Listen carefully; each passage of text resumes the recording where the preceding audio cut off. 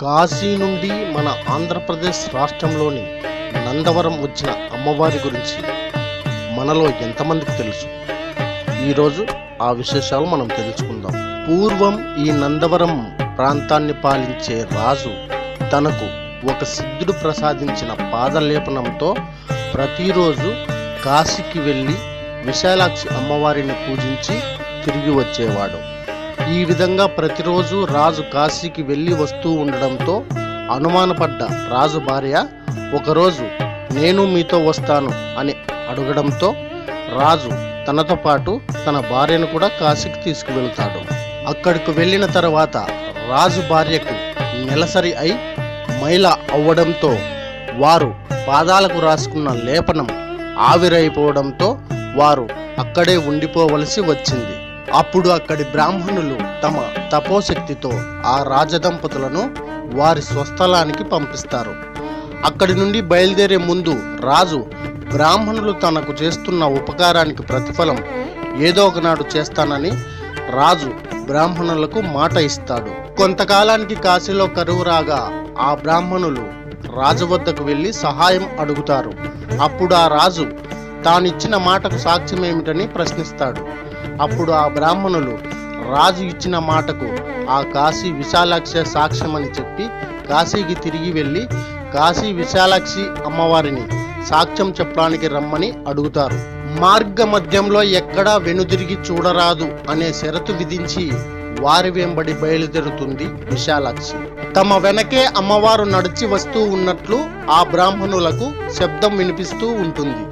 నందవరం ప్రాంతానికి వచ్చేసరికి అమ్మవారు వస్తున్న శబ్దం వినిపించకపోవడంతో బ్రాహ్మణులు వెనక్కి తిరిగి చూశారు. అక్కడే అమ్మవారు చౌడేశ్వరి దేవిగా నిలిచిపోయారు.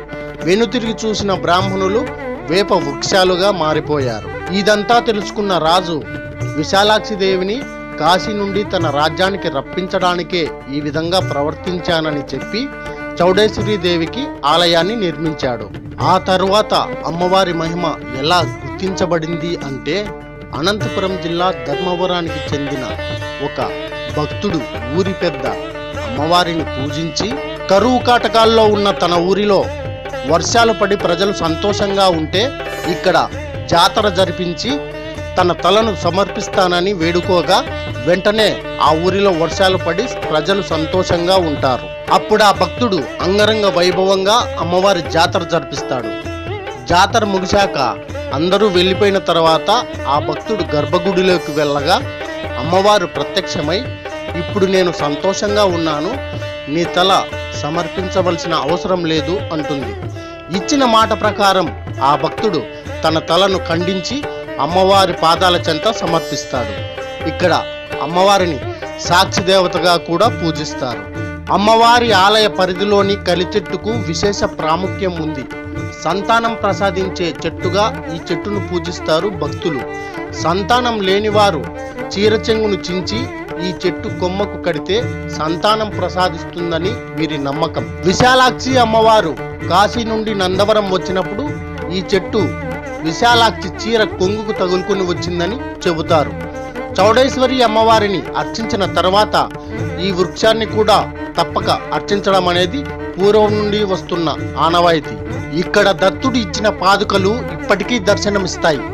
ఈ చౌడేశ్వరి అమ్మవారు కోరిందల్లా ఇచ్చే తల్లిగా భక్తులకు నమ్మకాన్ని కలిగించింది.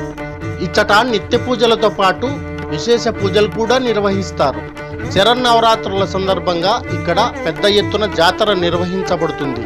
ఈ ఉత్సవానికి వేల సంఖ్యలో భక్తులు పాల్గొని అమ్మవారిని దర్శించుకుంటారు.